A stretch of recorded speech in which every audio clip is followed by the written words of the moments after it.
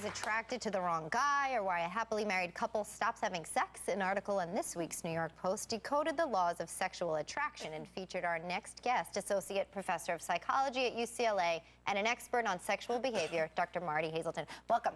Thank you. We know that you've studied everything from dating to relationships, and specifically today we're going to start by talking about the study that when a woman ovulates, how it impacts how she feels towards men on a number of levels, that's right? That's right. When a woman is in the fertile phase of her cycle, so that's the day of ovulation and a few days before that, women tend to go for the bad boy traits. They tend to go for more masculine faces, more masculine bodies, and even more dominant behavior. So even anything down to like online dating, you could look at a guy during that time and maybe think, oh, this is someone that could be my soulmate, and you're just looking. And you might change your mind a few days so later. Don't date during those days? What do you suggest? I'd say I would suggest that women check a man out over a series of days or weeks before making any big decisions. That sounds like it's evolution, because women are ovulating. They have to have babies at that time. That's when your eggs are dropping. And to perpetuate the, human species, you need a man who's masculine and can protect you, etc. Yes, well, doesn't mean he makes a great husband in New York City. That's right. What about, how does it affect like fidelity and cheating? Right. So what does this do in women's relationships? Sure. Well, if a woman is paired, so if her boyfriend or her spouse has those traits that she desires more when she's fertile, then she experiences a little bump up in attraction to him on those days. Okay. If not, then she might notice the hunky male gardener, or possibly the masculine guy in the next cube at work. So should guys like grow a beard when they know we're ovulating, just to like present themselves as like? Got 2 days to grow a beard. Well, in our work, what we find is that women's male partners actually pay more attention to them. They're more attentive and loving toward them. So when we're ovulating. Yes, when they're ovulating. And so men seem to be aware that they are somewhat at risk. But how could, that's so funny, because you said that men are affected as well when women are ovulating, but how can they even tell that a woman is ovulating? Right, ovulation is hidden within our bodies. So how do men know this?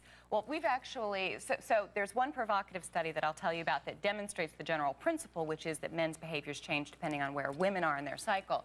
It was a study of lap dancers. Okay. And when lap dancers were near ovulation, they made $100 more per shift than at other phases of their cycle. Now, that doesn't tell us anything. Are they unionized? I mean, how does anybody know? Do they tell them, hey, I'm ovulating? To the researchers. Yeah, so researchers asked women to record every day what their tips were, and also...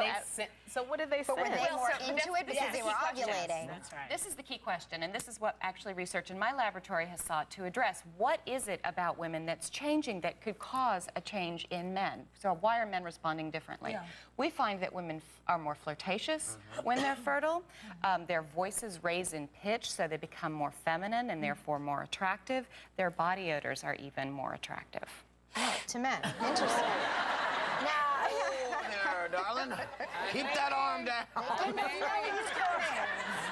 Aren't those called pheromones or something? Pheromones that you release. But men, but the body odor effects, like men didn't you say that men were sniffing the underarms of women's This is a study clothing? that we actually were brave enough to do in my What laboratory. guy did that? What guys? So which guys would be willing to actually go and smell women's underarm scents? Well, so what we did was we attached gauze pads underneath women's arms near ovulation, and then a few days afterwards, they brought them both into the laboratory, froze them in our freezer, then we defrosted them all, brought a group of guys in, and we asked them to smell the two samples and tell us which of them they thought smelled better. and they were fine with the armpit pops. They were like, totally from the freezer, I'm okay with this. You know what, when we told them that we wanted them to evaluate how attractive women's body odors were, they were actually pretty enthusiastic about it. What'd you find with that? We also paid them $20. Did you find them? And what'd you find? What'd you find with?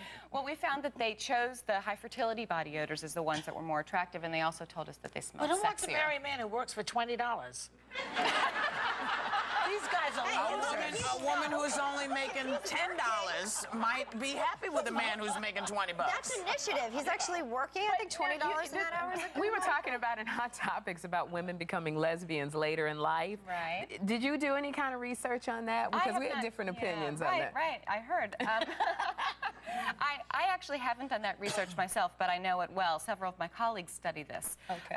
What appears to be the case is that men's sexual orientation is set early in life, and it doesn't change. Men don't change their sexual orientation at different points in their life, whereas for women, it is much more fluid. Women are much more sexually fluid. Okay.